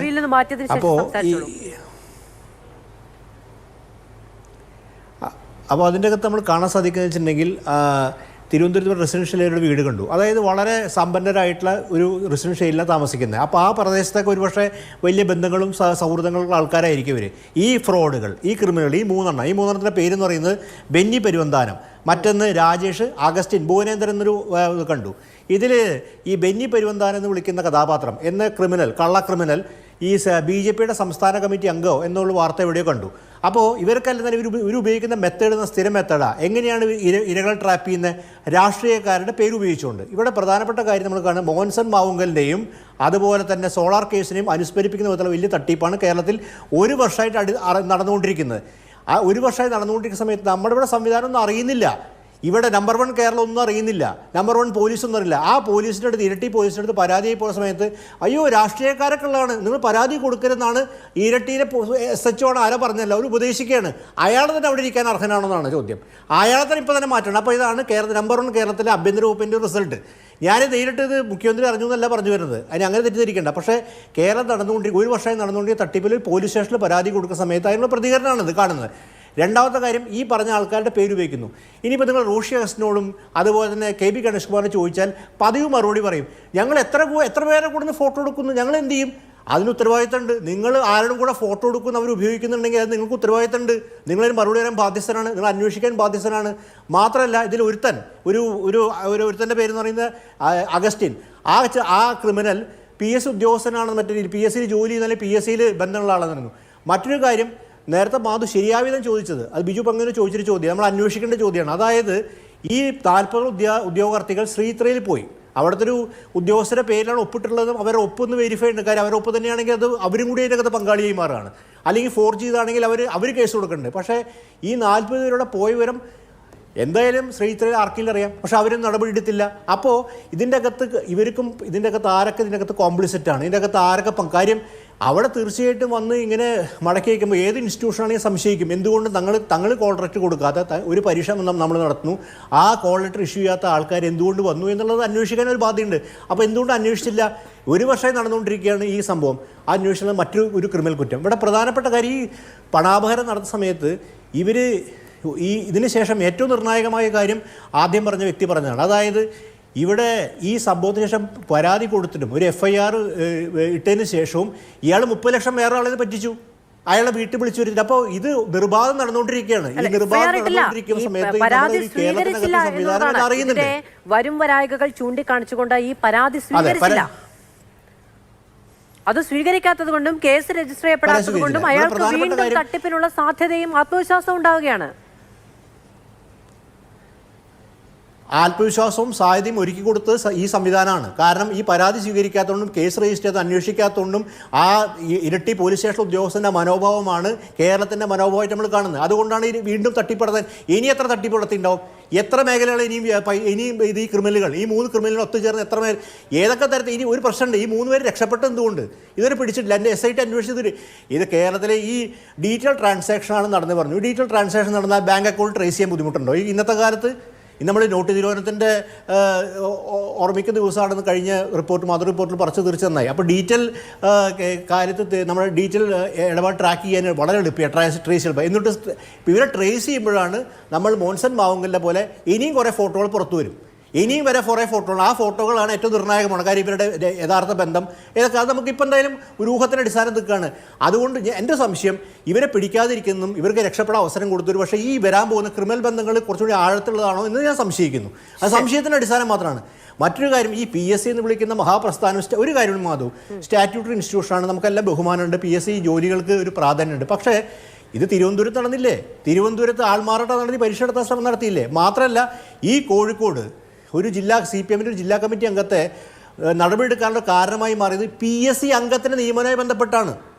അതില്ലാതെ പിന്നെ നിഷേധിക്കപ്പെട്ടുവെങ്കിൽ കൂടി ആ നടപടി എടുത്തിട്ടുണ്ട്. അങ്ങനെ നമ്മൾ മനസ്സിലാക്കുന്ന രാഷ്ട്രീയ നിയമനമായിട്ടുള്ള PSC അംഗത്തിന് PSC അംഗമായി നിയമിക്കാൻ വരെ പൈസ കൊടുത്ത് നിയമിതരാകുന്നതിനെ കുറിച്ചിട്ടുള്ള ഒട്ടനവധി ആരോപണം നിൽക്കുന്നുണ്ട്. ഇതിനൊക്കെ ഘടകകക്ഷികളാണ് ഇതിൻ്റെ ഉത്തരവാദിത്തം. ഞാൻ CPM അല്ല, ഘടകകക്ഷികളെ കുറിച്ചുള്ള ആരോപണമുണ്ട്. കാര്യം PSC നിയമനത്തിന് വേണ്ടി, PSCയിലെ അംഗത്വ നിയമനത്തിന് വേണ്ടി പൈസ മേടിച്ച് അപ്പോയിൻറ്റ് ചെയ്യുന്നുള്ളത്. അപ്പോൾ ഇതിനെ പുറത്ത് നിങ്ങൾക്ക് അറിയാലോ, മുമ്പ് ഒരു കേരളത്തിൻ്റെ ഘടകകക്ഷിയുടെ അകത്ത് 2 സ്പ്ലിറ്റ് ഉണ്ടായി PSC നിയമത്തിന് വേണ്ടിയിട്ട്. അപ്പോൾ അത്രമാത്രം രാഷ്ട്രീയവൽക്കരിച്ച് ഇതിനെ ഗുണഭോക്താക്കളും പ്രധാനപ്പെട്ട ചില എഴുത്തുകാരും ഗുണഭോക്താക്കളാണ് കേട്ടോ. നമ്മുടെ പുരോഗമന സ്ഥല സാഹിത്യകാരന്മാരും ഈ PSC അംഗത്വം ലഭിച്ചതിന് ഗുണഭോക്താക്കളെ പറയാതിരിക്കാൻ വയ്യ. അപ്പോൾ ഇങ്ങനെ രീതിയിൽ രാഷ്ട്രീയവൽക്കരിച്ച് അഴിമതിവൽക്കരിച്ച് പ്രസ്ഥാനം തന്നെ കെട്ടിപ്പൊക്കി. അതിൽ ഒരു പക്ഷേ CPM-ന് ഇടതുപക്ഷെ മാത്രം കുറ്റം പറയേണ്ട കാര്യം UDF-നും ആ ഒരു പാരമ്പര്യം തന്നെയാണുള്ളത്. കാര്യം ഇതിനെ ആരും നശിപ്പിച്ച് നാശോന്മുഖമാക്കിയതിൽ വലിയ പങ്ക് അവരും വഹിച്ചിട്ടുണ്ട്. പക്ഷേ ഇവിടെ പ്രധാനപ്പെട്ട കാര്യം, ഇതിൽ ആരാണ് ഇരയാവുന്നത്? ഈ സാധാരണ മനുഷ്യർ, ഈ സർക്കാർ ഉദ്യോഗസ്ഥന്. നമുക്ക് ഇരകളിൽ ഒരുപാട് കുറ്റം കണ്ടെത്താം. കാര്യം അവർക്ക് അന്വേഷിക്കേണ്ടതല്ലേ, അവരിങ്ങനെ പറ്റിക്കപ്പെടുന്ന ശരി, നമുക്ക് ഒരുപാട് കുറ്റങ്ങൾ കണ്ടെത്താൻ പറ്റും. ഡീറ്റെയിൽ അറസ്റ്റിൻ്റെ കാര്യത്തിൽ നമുക്ക് അങ്ങനെ കുറ്റം. പക്ഷേ കേരളത്തിൻ്റെ സാമൂഹ്യ വ്യവസ്ഥ വെച്ചിട്ട് കേരളത്തിന് മാത്രമാണ് ഇവിടെ മധ്യപ്രദേശിലെ കണ്ടു ഈ അവിടുത്തെ ഗവൺമെൻറ് അപ്പോയിൻമെൻറ്റിന് വേണ്ടിയുള്ള വ്യാപം ഒരു തട്ടിപ്പ് നമുക്ക് എല്ലാവർക്കും അറിയാം. അപ്പോൾ സർക്കാർ ഉദ്യോഗത്തോടും അതുപോലെ പൊതുമേഖലാ സ്ഥാപനത്തോടൊക്കെയുള്ള തൊഴിൽ സ്ഥാപനത്തോട് താല്പര്യം കൊണ്ട് ആൾക്കാർ പലതും ചെയ്യും. ഇനി അന്വേഷിക്കേണ്ട കാര്യം ഇവിടെ ഈ PSCയെ ബന്ധപ്പെട്ടും ശ്രീധർ മാത്രമല്ല, കേരളത്തിൽ ഒട്ടനവധി പൊതുമേഖല മറ്റ് സ്ഥാപനങ്ങളുണ്ട്.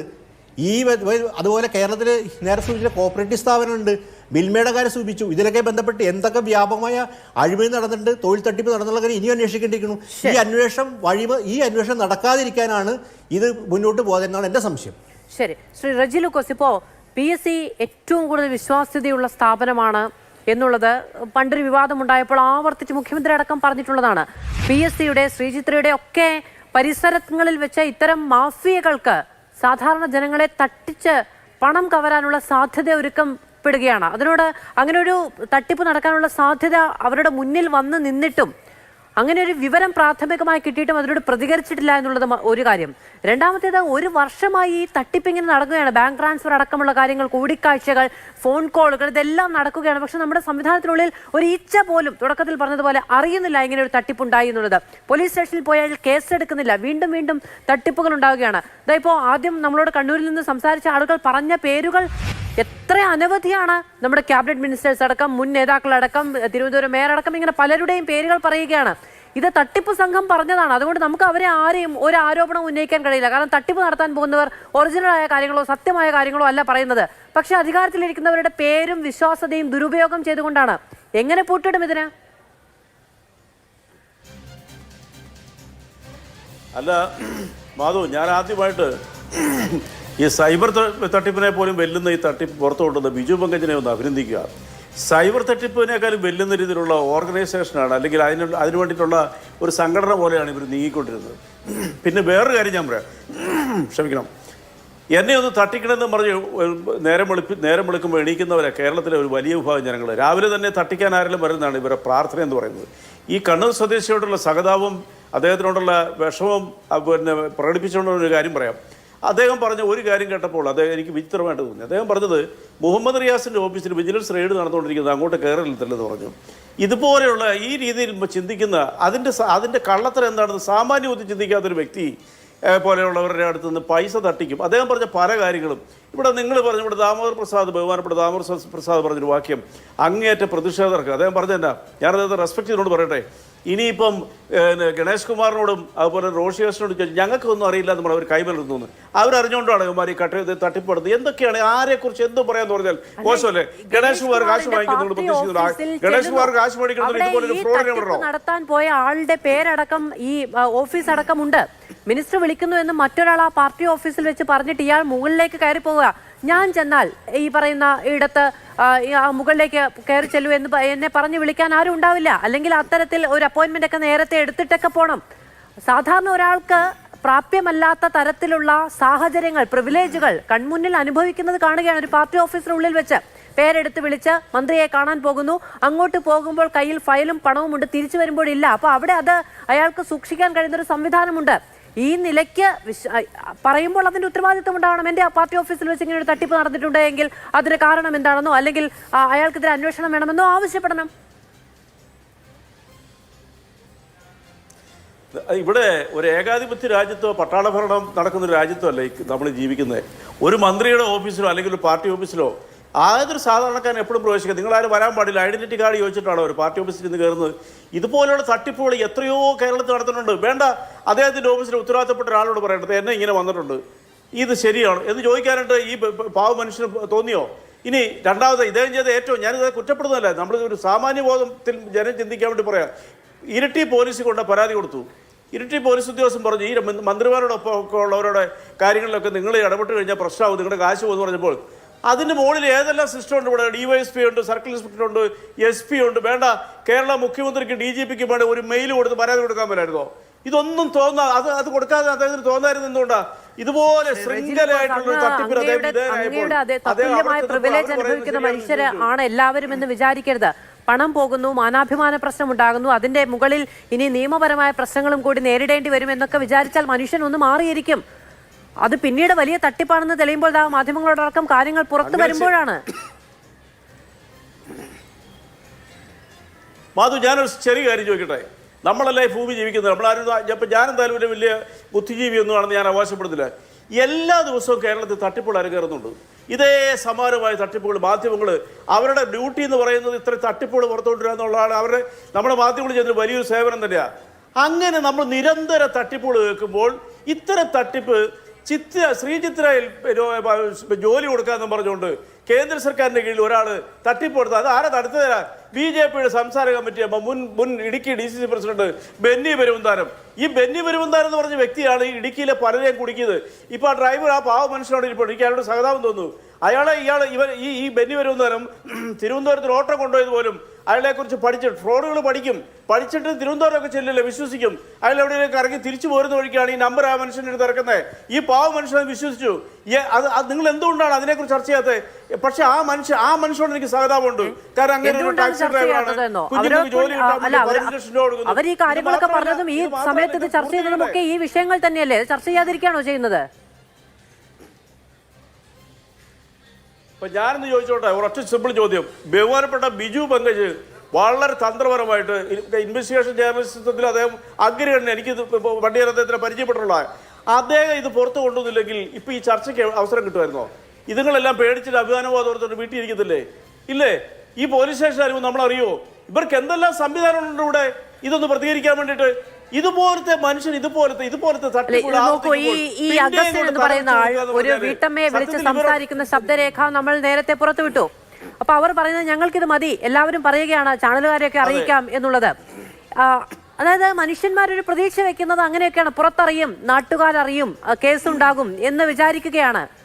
അത് അല്ലാതെ ഈ സംവിധാനം അനങ്ങുന്നില്ലത്. ഈ പോലീസ് സ്റ്റേഷനെ കുറിച്ച് അങ്ങ് പറഞ്ഞല്ലോ, പോലീസ് സ്റ്റേഷന്റെ കാര്യം നമ്മൾ അറിയുമായിരുന്നു എന്നുള്ളത്. അത് ഞാൻ അങ്ങോട്ട് ചോദിക്കേണ്ട ചോദ്യമാണ്. ഒരു നിയമ സംവിധാനത്തിൽ ഒരാൾ പരാതിയുമായി ചെല്ലുമ്പോൾ കരിങ്കല്ലിന് കാറ്റ് പിടിച്ചതുപോലെ നിയമപാലകരൊക്കെ അവിടെ ഇരിക്കുകയാണ്, ഞങ്ങൾ ഇതിൽ ഇടപെടില്ല എന്ന് പറഞ്ഞുകൊണ്ട്. അല്ല, പിന്നെ ഞാൻ ബാദുരോട് ചോദിക്കട്ടെ, എനിക്ക് ചോദ്യം കേട്ടപ്പോഴത്തേക്ക് ഇതായിട്ട് തോന്നി. അതായത് ഒരു പോലീസ് സ്റ്റേഷനിൽ കേരളത്തിൽ ചെന്നു, അവിടെ നിന്ന് പരിഗണന കിട്ടിയില്ല. ഈ രാജ്യത്ത് എന്തെല്ലാം സംവിധാനമുണ്ട്, അതിന് മുകളിലേക്കുള്ള ഉദ്യോഗസ്ഥന്മാരുണ്ട്, ഇവിടെ ഒരു അക്ഷയ സെന്ററിൽ പോയ ഒരു മെയിൽ കൊടുക്കുക, ഇദ്ദേഹത്തിന് പൈസ പോയിരിക്കല്ലേ? ശരി, അല്ല മറുപടി കിട്ടിയില്ല എന്നുള്ളതാണെങ്കിൽ ശരി, ഒരാൾ പരാതി കൊടുക്കുമ്പോൾ ആ പരാതി എടുത്തു വെച്ചിട്ട് അതിൽ FIR രജിസ്റ്റർ, അല്ല ഒരു മിനിറ്റ്, മറുപടി കിട്ടിയില്ല എന്നുള്ളതാണെങ്കിൽ ശരി, ഇതിന് പകരം ഭീഷണിയാണ് ഉണ്ടാവുന്നത്. ഇതിൽ ഇന്ന ആളുകളുണ്ട്, അതുകൊണ്ട് നിങ്ങൾ തന്നെ നിങ്ങളുടെ പേരിൽ ഒരു കേസ് വരും, അവസാനം നിങ്ങളെ കാണുകയുള്ളൂ, ആദ്യത്തെ 2 ദിവസം ചർച്ചയൊക്കെ കാണും, അത് കഴിഞ്ഞ് നിങ്ങൾ തന്നെ അനുഭവിക്കേണ്ടി വരും എന്ന് പറഞ്ഞ് ഭീഷണി കൂടി നേരിടേണ്ടി വരുന്ന സാഹചര്യത്തിലാണ് ഈ പാവപ്പെട്ട മനുഷ്യർ പിൻവാങ്ങി പോകുന്നത്. നേരത്തെ ശ്രീ ദാമോദർ പ്രസാദ് പറഞ്ഞതുപോലെ നമുക്ക് അവരെ കുറ്റം പറയാൻ ഒരുപാടുണ്ടാകും. എനിക്ക് ചോദിക്കണമെന്നുണ്ട്, നിങ്ങൾ ഈ നാട്ടിലൊന്നും അല്ലേ ജീവിക്കുന്നത്, വെള്ളരിക്ക പട്ടണമാണോ, നിങ്ങൾ പൈസ കൊടുത്തിട്ട്, ഇങ്ങനെ കുറെ കാര്യങ്ങൾ ചോദിക്കണമെന്നുണ്ട്. പക്ഷെ അവരോടത് ചോദിച്ചിട്ട് കാര്യമില്ല. കാരണം എല്ലാം നഷ്ടപ്പെട്ട് നിൽക്കുന്ന മനുഷ്യരാണ്. അവരുടെ തെറ്റുകുറ്റങ്ങൾ എണ്ണി പറയുകയല്ല എന്റെയും അങ്ങയുടെ ഉത്തരവാദിത്വം എന്ന് ഞാൻ വിചാരിക്കുന്നു.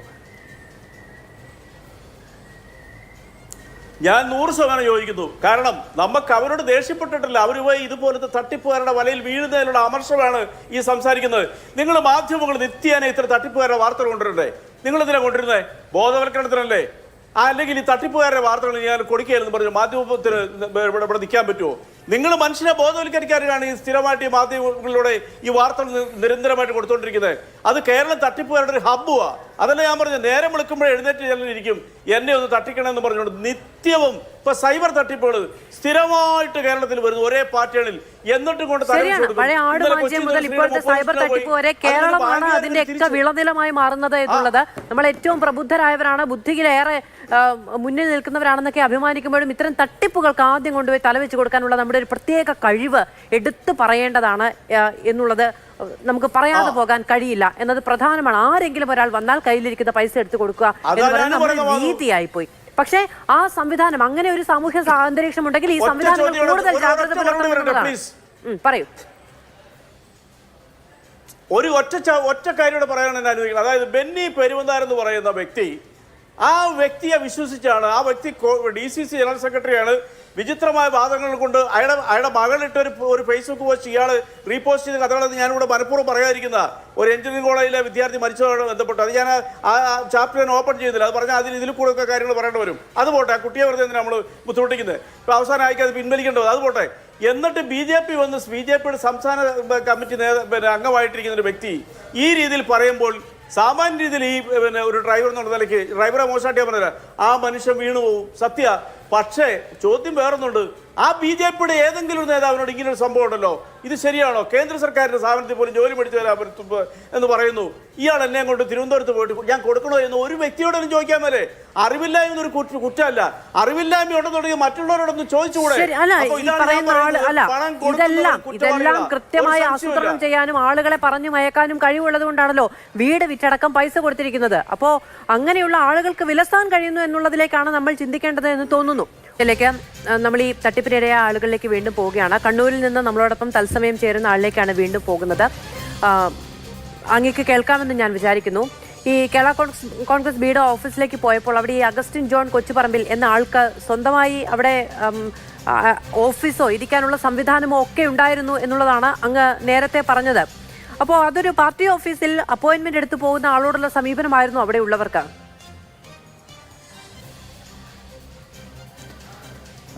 അല്ല മേഡം, അത് കേരള കോൺഗ്രസ് ബിയുടെ ഓഫീസ് തന്നെയാണ് മേഡം, ജില്ലാ കമ്മിറ്റി ഓഫീസാണ്. അവിടെ നിന്ന് പുറത്തങ്ങനെ അധികം ആൾക്കാർ വരുന്നില്ല ആ ഓഫീസിലേക്ക്. അതിൻ്റെ ഉള്ളിലേക്കൊക്കെ പ്രവേശനമുള്ളത് അതിൻ്റെ ചുമതലപ്പെട്ട ആൾക്കാർക്ക് മാത്രമേ പ്രവേശനമുള്ളൂ. അവിടെയുള്ള ആളുകൾക്കൊക്കെ ഈ അഗസ്റ്റിൻ ജോൺ കൊച്ചുപറമ്പിലിനെ അറിയാമായിരുന്നു? അറിയാം മേഡം, അയാളുടെ ടേബിളിന്റെ ചെയറിന്റെ തൊട്ട് പിന്നിലായിട്ട് അഗസ്റ്റിൻ ജോൺ കൊച്ചുപറമ്പിൽ ജില്ലാ ജനറൽ സെക്രട്ടറി എന്ന പേര് എഴുതി വെച്ചിട്ടുണ്ട്. അതിനുശേഷം നിങ്ങളിൽ നിന്ന് പണവും ഫയലും വാങ്ങി മുകളിലേക്ക് പോയി തിരിച്ചു വരികയും പിന്നീട് സെക്രട്ടേറിയറ്റിലേക്ക് പോകാമെന്ന് പറഞ്ഞ് കൂടെ അതിനുശേഷം അയാൾ നമ്മൾ അതെ മേഡം, അതിന് മുന്നേ ഒരു 2 കോൾ ചെയ്തു മേഡം, 2 കോൾ ചെയ്തു. ശരി, ഞാനൊരു കാര്യം ചോദിക്കട്ടെ. ഇപ്പൊ നേരത്തെ ശ്രീ റെജി ലൂക്കോസ് ചോദിച്ചതുപോലെ ഒരു പോലീസ് സ്റ്റേഷനിൽ പോയി ഇത് ചോദിച്ചപ്പോൾ കേസ് എടുക്കുന്നില്ല എന്ന് പറഞ്ഞപ്പോൾ മറ്റ് നിയമ സംവിധാനങ്ങളെ എന്തുകൊണ്ട് ആശ്രയിക്കുന്നില്ല എന്നൊരു ചോദ്യം അങ്ങും കേട്ടല്ലോ. അന്ന് പേടിച്ചു പോയത് കൊണ്ടാണോ അതോ കൂടുതൽ അതിന്റെ പിന്നാലെ നടന്ന് കഷ്ടപ്പെടേണ്ടി വരുമെന്ന് വിചാരിച്ചിട്ടാണോ? എന്താണ് അതിന് കാരണം? പരാതിയുമായി പോകേണ്ടതില്ല എന്ന് പിന്നീട് തീരുമാനിക്കാൻ കാരണം? മേഡം, പുള്ളിക്കാരൻ മുന്നേ ഒക്കെ സംസാരിച്ചപ്പോൾ പല സമയത്ത് ഒരു ഭീഷണി സ്വരത്തിലൊക്കെ സംസാരിച്ചിട്ടുണ്ടായിരുന്നു. പുള്ളിക്കാരൻ ഒരു ബന്ധു, ഒരു DYSP ആണ്, ഞാൻ ആ പേര് പറയുന്നില്ല, പോലീസ് ഉദ്യോഗസ്ഥന്റെ, ചിലപ്പോൾ അയാൾ അത് അറിയുന്നുണ്ടാവില്ല, ഒരു DYSP ആണ്. പിന്നെ DGPയുടെ ഓഫീസിലുള്ള 2 പേര് അദ്ദേഹത്തിന്റെ സുഹൃത്തുക്കളാണ്. എന്നൊക്കെ നമ്മൾ ഇത് കിട്ടില്ല, പണം തിരിച്ചു വേണ സമയത്ത് അയാൾ ഭീഷണി സ്വരത്തിൽ പറയുന്ന സമയത്ത് ഇത്തരത്തിൽ സംസാരിക്കുന്നുണ്ടായിരുന്നു. പോലീസ് സ്റ്റേഷനിൽ പോയപ്പോൾ ഇങ്ങനെ പറയുകയും ചെയ്തു അല്ലേ? ഒരു നമ്മളെ മാനസികമായി തളർത്തുന്ന പോലീസ് സ്റ്റേഷൻ പോയപ്പോൾ ഇങ്ങനെ മാനസികമായി നമ്മൾ തളർന്നു പോയി മാഡം. ഇതിന് മുകളിലേക്ക് പോയാൽ നമ്മൾ മാത്രമേ ഉണ്ടാകത്തുള്ളൂ എന്നുള്ളൊരു പേടിയുണ്ടായി. ഇയാൾ മുന്നേ തന്നെ ഞാൻ പറഞ്ഞല്ലോ മാഡം, മുന്നേ ഇതുമായി ബന്ധപ്പെട്ട് ഞാൻ അറിയാൻ കഴിഞ്ഞത് പത്തനംതിട്ടയുള്ള കുറച്ച് പിള്ളേർ അവിടെ പോയപ്പോൾ അവരെ ഭാര്യയെ വെച്ച് ഇമ്മോറൽ ട്രാഫിക്കിന് കൊടുക്കാൻ വേണ്ടി ശ്രമം നടത്തി. അപ്പോഴവിടെ ഒരു പോലീസുകാരൻ എത്തിയെന്നാണ് ഞാൻ അറിയാൻ എനിക്ക് സാധിച്ചത്. ശരി, കൂടുതൽ കുടുക്കിലേക്ക് പോകേണ്ടതില്ല എന്ന് വിചാരിച്ച് ഭയപ്പെട്ട മനുഷ്യരെയാണ് നമുക്ക് കാണാൻ കഴിയുന്നത്. ഇടുക്കിയിൽ നിന്നുള്ള ആളിലേക്ക് ഒരിക്കൽ കൂടി നമ്മൾ പോവുകയാണ്. അങ്ങേക്ക് കേൾക്കാമെന്ന് ഞാൻ വിചാരിക്കുന്നു. ഈ വാഗമൺ പോലീസിന്റെ സമീപനം എന്തായിരുന്നു ഈ സംഭവത്തെ തുടർന്ന്? വാഗമൺ പോലീസ് ചെന്നപ്പോൾ ആദ്യം തന്നെ സിയെ പറഞ്ഞത് ഒരു മര്യാദയില്ലാത്ത ഒരു വർത്തമാനമാണ് പറഞ്ഞത്. മര്യാദയില്ലെന്ന് പറഞ്ഞാൽ ഇത് നിങ്ങൾക്ക് ഈ പൈസ കിട്ടുകയില്ല, നിങ്ങൾക്ക് കാശ് ഞങ്ങൾ 100 രൂപ വാങ്ങിച്ചിട്ടുണ്ട്, നിങ്ങൾ അന്നേരം വിജിലൻസിനെ വിളിച്ചറിയിക്കും, അന്നേരം നിങ്ങൾ കംപ്ലൈൻ്റ് ആയിട്ട് പോകും, നിങ്ങൾക്ക് ഇങ്ങനെ കൊണ്ട് കൊടുക്കുന്നതിന് യാതൊരു കുഴപ്പമില്ല. അവിടെ 2 കസാര കടന്നിട്ട് പോലും ഞങ്ങളവിടെ ഒരു 15 മിനിറ്റ് നിന്നിട്ട് അവിടെ ഒന്ന് ഇരിക്കാൻ പോലും പറഞ്ഞിട്ടില്ല. അതുപോലെയുള്ള ഇതിലാണ്. അത് കഴിഞ്ഞ് അന്ന് സ്റ്റേറ്റ്മെൻറ്റ് എടുക്കാൻ പറ്റിയ നിങ്ങളല്ലല്ലോ പരാതിക്കാർ, നിങ്ങളുടെ പിള്ളേർ വരട്ടെ, പിള്ളേർ വന്നിട്ട് സ്റ്റേറ്റ്മെൻറ്റ് എടുക്കാം. അതുപോലെ തന്നെ പിറ്റേ ദിവസം പിള്ളേർ ചെന്നപ്പം ചെന്ന് കഴിഞ്ഞപ്പോൾ എൻ്റെ ഭാര്യ കൂടെ ചെന്നപ്പോൾ പിള്ളേർക്കും കൂടി ഇരിക്കാൻ 2 കസാരയൊക്കെ കൊടുത്തെന്ന് പറഞ്ഞു. അത് കഴിഞ്ഞ് ഈയിടെ ഈ ചാനലിൽ കൂടെ ഇത് വന്നു കഴിഞ്ഞപ്പോൾ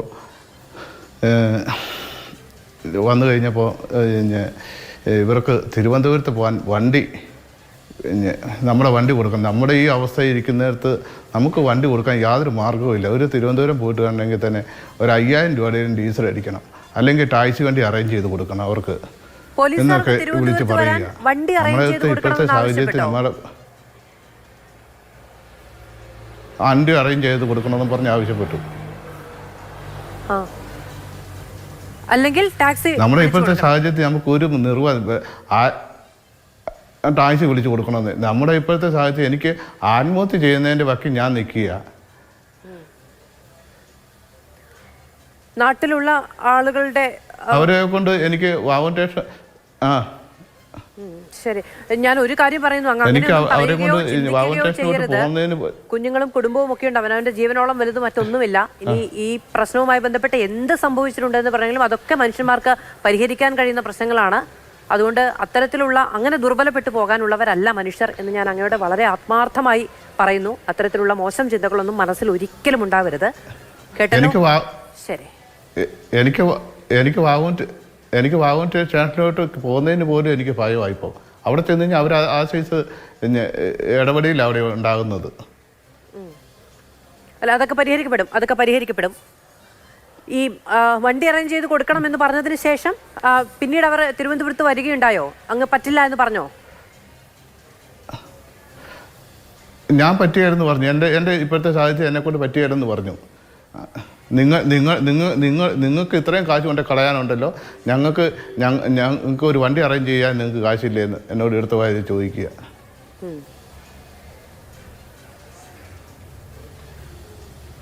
പിന്നീട് പോലീസ് എന്താണ് ചെയ്തത് ഇതിന്റെ അന്വേഷണവുമായി ബന്ധപ്പെട്ട്? അതുപോലെ തന്നെ ഇന്നലെ രാവിലെ ഞാൻ ഏലപ്പാറ ഞാനും എൻ്റെ മകനും ഓട്ടം പോകാണ്ട് പോയി കിടക്കുക. അന്നേരം വീട്ടിലെ വാതൊക്കെ പോലീസ് വണ്ടി വന്ന് നിർത്തിയേക്കുക. എന്നിട്ട് പോലീസ് വിളിക്കുക, നിങ്ങൾ എവിടെയാണ്? ഞാൻ പറഞ്ഞു ഞാനിപ്പോൾ സ്റ്റാൻഡിലാന്ന്. അന്നേരം പറഞ്ഞു ഉടനെ വീട്ടിൽ വരണം എന്ന് പറഞ്ഞു. ഞങ്ങൾ അവിടുന്ന് എൻ്റെ മകനെയും കൂട്ടി ഞാൻ വീട്ടിൽ വരുമ്പോൾ അവർ പറയാം നിങ്ങൾ പലിശയ്ക്ക് കാശ് കൊടുക്കുന്നുണ്ട്, നിങ്ങളുടെ വീട് റെയ്ഡ് ചെയ്യാൻ വന്നതാണ്. നമ്മുടെ ഇപ്പോഴത്തെ അവസ്ഥയിൽ നമ്മൾ എന്നാ ചെയ്യുന്നത് മാഡം? ഞാൻ പറഞ്ഞു നിങ്ങൾ കയറി പരിശോധിച്ചോളാൻ പറഞ്ഞു. ഇതിൻ്റെ അകത്ത് എന്നാ ഉള്ളത് നിങ്ങൾ കയറി പരിശോധിച്ചോളാൻ പറഞ്ഞു. എന്നിട്ട് അവിടെ വീട്ടിൽ കയറി പരിശോധിച്ചോ? വനിതാ പോലീസ് സഹിതമുണ്ട്. വീട്ടിൽ കയറി അവരെല്ലാം എന്നിട്ട് എല്ലാം മുറി നോക്കുന്നത് കണ്ടു. അത് കഴിഞ്ഞ് എല്ലാം എഴുതിയെടുത്തോണ്ട് പോകുന്നത് കണ്ടു. അത് ആരുടെ പരാതിയിലായിരുന്നു എന്നോ മറ്റോ പറഞ്ഞോ? അത് പറഞ്ഞിട്ടുമില്ല. അങ്ങനെ ഒരു പരാതി ഉണ്ടോ? അറിയത്തില്ല മാഡം. SP പരാതി പറഞ്ഞെന്നാ പറഞ്ഞു. SP ഇവർക്ക് റിപ്പോർട്ട് കൊടുത്തെന്നാ പറഞ്ഞു. അതെങ്ങനെയാണ്? അതായത് ഇതുമായി ബന്ധപ്പെട്ട ഒരു സാധാരണ ഒന്നുകിൽ നിങ്ങൾ ആ പലിശക്കാരായിരിക്കണം, അത്തരത്തിൽ പലിശയ്ക്ക് പണം കൊടുക്കുന്നവരായിരിക്കണം, അല്ലെങ്കിൽ അതുമായി ബന്ധപ്പെട്ട ഒരാൾ പരാതി കൊടുക്കണം. ഇതൊന്നുമില്ലാതെ മറ്റൊരു പരാതി കൊടുത്ത് അതിന്റെ നടപടിക്രമങ്ങൾ കാത്തിരിക്കുമ്പോൾ വീട്ടിൽ വന്ന് പരിശോധിച്ചു. വീട്ടിൽ വന്ന് പരിശോധിച്ചു. അതിൻ്റെ ഞാൻ ഈ പൈസ 15 ലക്ഷം രൂപ ഉണ്ടാക്കിയ എവിഡൻസ് ഞാൻ ഓരോ വ്യക്തിയുടെയും വായ്പ സ്വർണ്ണങ്ങളും എൻ്റെ വൈഫ് കൂട്ടുകാരത്തികളോട് കൂട്ടത്തിൽ പണിയെന്ന് പറയുന്ന സ്വർണ്ണങ്ങൾ മേടിച്ച് ഓരോരുത്തരുടെ കയ്യിൽ നിന്ന് വായ്പ മേടിച്ചും പലിശയ്ക്ക് വരെ മേടിച്ചാൽ ഞാൻ ഈ കാശ് കൊടുത്തേക്കുന്നത്. അതിൻ്റെ പലിശ ഇപ്പോഴും ഞാൻ കൊടുത്തുകൊണ്ടിരിക്കുക. വണ്ടി ഓടി വേണം ഇവരുടെ എല്ലാം പലിശ കൊടുക്കാൻ, സ്വർണ്ണങ്ങൾ എടുത്ത് കൊടുക്കാൻ കിടക്കുന്നു. ഓരോ വ്യക്തിയുടെയും തെളിവ് ഞാനിപ്പോൾ കൊടുക്കാം, ഞങ്ങൾ മേടിച്ചേക്കുന്ന കാശിൻ്റെ. ശരി, ഇപ്പോൾ എന്തായാലും പ്രത്യേക അന്വേഷണ സംഘമൊക്കെ ഉണ്ടല്ലോ. അപ്പോൾ ഈ ലോക്കൽ പോലീസിന്റെ ഇത്തരത്തിലുള്ള സമീപനമൊന്നും ഇനി ഉണ്ടാകില്ല എന്ന് നമുക്ക് വിചാരിക്കാം. ഈ കാര്യങ്ങൾ പുറത്തു വരിക കൂടിയാണല്ലോ. അപ്പോൾ അത്തരത്തിൽ നിങ്ങളോട് എന്തിനാണ് പെരുമാറിയതെന്ന ചോദ്യം സ്വാഭാവികമായി ഉണ്ടാകും. അതിനൊക്കെ പരിഹാരവും ഉണ്ടാകും. അതിന് മറ്റൊന്നും മറിച്ചൊന്നും ചിന്തിക്കാനോ അത്തരത്തിലുള്ള പ്രേരണകൾക്ക് വശംവദനാകാനോ പാടില്ല. ഈ വിളിക്കുന്ന ആളുകൾ, അതായത് ഇദ്ദേഹത്തെ വിശ്വസിച്ച് പണം കൊടുത്ത ആളുകൾ, ഇപ്പോൾ നമ്മളോട് സംസാരിക്കുന്ന ആളെ പോലെ തന്നെ 5 പേർ കൂടി പണം കൊടുത്തിട്ടുണ്ട്. അവരോടും കൂടി പറയുകയാണ്, ഇത് നിങ്ങളെ തട്ടിപ്പിലാക്കുക എന്ന് വിചാരിച്ചിട്ടായിരിക്കില്ല, നിങ്ങൾക്ക് നിങ്ങളുടെ കുടുംബത്തിൽ ഒരു ജോലി കിട്ടും എന്ന് പറഞ്ഞു. നിങ്ങളുടെ താല്പര്യപ്രകാരമാണ് അദ്ദേഹവും അതിന് മധ്യസ്ഥത നിന്നത്. അപ്പോൾ ഇതിലെ തട്ടിച്ച ആളുകൾക്ക് നിങ്ങൾക്ക് അപ്രാപ്യരാണ് എന്ന് വിചാരിച്ച് കൂടുതൽ സമ്മർദ്ദം പാവപ്പെട്ട മനുഷ്യരിലേക്ക് കൊടുത്തിട്ടുണ്ടെങ്കിൽ ശരിയാണ്, സാമ്പത്തിക പ്രയാസം ഉണ്ടാകും. അത്തരത്തിലുള്ള അത്യാഹിതങ്ങളൊന്നും ക്ഷണിച്ചു വരുത്താതിരിക്കുക. ഇത് അധികൃതർ കേൾക്കേണ്ടതും കാണേണ്ടതുമാണ്. ഈ നാട്ടിൽ വിജിലൻസ് സംവിധാനമുള്ളയിടത്ത്, ഇന്റലിജൻസ് സംവിധാനമുള്ളയിടത്ത് കഴിഞ്ഞ 1 വർഷമായി ഇത്തരത്തിൽ തട്ടിപ്പ് നടക്കുന്നു. അത് പരിഹരിക്കാനോ അതിന് സമാധാനം കാണാനോ കഴിയുന്നില്ല. അതിനുശേഷം ഈ തട്ടിപ്പിനിരയായ മനുഷ്യർ അവർക്ക് നീതി തേടി പോലീസ് സ്റ്റേഷനുകളിലേക്കൊക്കെ പോകുമ്പോൾ കിട്ടുന്ന കണ്ണൂരിൽ നിന്ന് ഇരിട്ടി പോലീസ് സ്റ്റേഷന് ഭാഗത്തുനിന്നും വാഗമൺ പോലീസ് സ്റ്റേഷന് ഭാഗത്തുനിന്നും ഉണ്ടായ ദുരനുഭവങ്ങൾ പറയുകയാണ്. ഞങ്ങൾക്ക് 100 രൂപ ചോദിക്കാൻ പറ്റില്ല, നിങ്ങൾ ഉടനെ വിജിലൻസിൽ പോകും, ഇങ്ങനെ കൊണ്ട് കളയാൻ പൈസയുണ്ടല്ലേ എന്ന് പോലീസുകാർ ചോദിക്കുമ്പോൾ ഈ തട്ടിപ്പുകാർക്കും തങ്ങൾക്കും തമ്മിൽ ഒരു വ്യത്യാസവുമില്ല എന്ന് തുറന്ന് സമ്മതിക്കലാണ്. നാണക്കേടാണ് അതൊക്കെ. അതിനൊപ്പം തന്നെ വീട്ടിൽ പോയിട്ട് അവർക്ക് തിരുവനന്തപുരത്തേക്ക് വരാൻ, എന്തിന് സർക്കാർ വണ്ടിയും സംവിധാനങ്ങളും ഉള്ളവർക്ക് തിരുവനന്തപുരത്തേക്ക് വരാൻ ഒന്നുകിൽ സ്വന്തം വണ്ടി വിട്ടുകൊടുക്കണം, അതിൻ്റെ ഡീസൽ ചെലവടക്കം, അല്ലെങ്കിൽ ടാക്സിക്ക് വണ്ടി അറേഞ്ച് ചെയ്ത് കൊടുക്കണം എന്ന് പറയുക, ആ തരത്തിൽ ഭീഷണിപ്പെടുത്തുക, നിങ്ങൾ പലിശക്കാരാണെന്ന് പറഞ്ഞ് വീട്ടിൽ വന്ന് പരിശോധന നടത്തുക. ഈ നിലയ്ക്കാണ് ഈ സംവിധാനം പ്രവർത്തിക്കുന്നത് എങ്കിൽ ഈ നാട്ടിൽ തട്ടിപ്പ് നടന്നില്ല എങ്കിൽ മാത്രമേ എന്തെങ്കിലും നമുക്ക് അതിശയിക്കേണ്ടതുള്ളൂ എന്ന് തോന്നുന്നു. ഈ വാർത്ത നമ്മൾ കഴിഞ്ഞ 2 ദിവസമായി പുറത്തുവിടുകയാണ്. ഇതിൻ്റെ വിവരങ്ങളെല്ലാം ഈ അഗസ്റ്റിൻ എന്ന് പറയുന്ന ആളാണ് ഇതിൻ്റെ ഏറ്റവും വലിയ സൂത്രധാരൻ. അയാൾക്ക് രാഷ്ട്രീയമായി ചില പിടിപാടുകളുണ്ട് എന്നത് കൂടി ഈ ഇരകളുടെ ഭാഗത്തു നിന്ന് വ്യക്തമാക്കപ്പെടുകയാണ്. ഇതിൽ അന്വേഷണം വേണ്ടതുണ്ട്. പ്രത്യേകിച്ചും ഇപ്പോൾ സ്പെഷ്യൽ ടീമൊക്കെ ഫോം ചെയ്തിട്ടുണ്ട്. അതിൻ്റെ ആ അന്വേഷണം നടക്കുന്നതിനൊപ്പം തന്നെ അയാളുടെ ബാങ്ക് ട്രാൻസ്ഫർ, ഈ പറയുന്ന അക്കൗണ്ടിലുള്ള പണമടക്കം ഫ്രീസ് ചെയ്യുക, അത് പിടിച്ചെടുക്കുക, അത് കൊടുത്തവർക്ക് തിരികെ കൊടുക്കുക തുടങ്ങിയ ഒരുപാട് കാര്യങ്ങൾ കൂടിയുണ്ട്. അതിലേക്കൊക്കെ കൃത്യമായും നിർബന്ധ ബുദ്ധിയോടുകൂടിയുള്ള ഇടപെടൽ ആവശ്യമാണെന്നുള്ളതുകൊണ്ടാണ് ഈ ദിവസം ഈ വിഷയം പ്രത്യേകമായി ചർച്ചയ്ക്കെടുത്തത്. വളരെയധികം നന്ദി പാനലിസ്റ്റുകൾക്കും പ്രേക്ഷകർക്കും.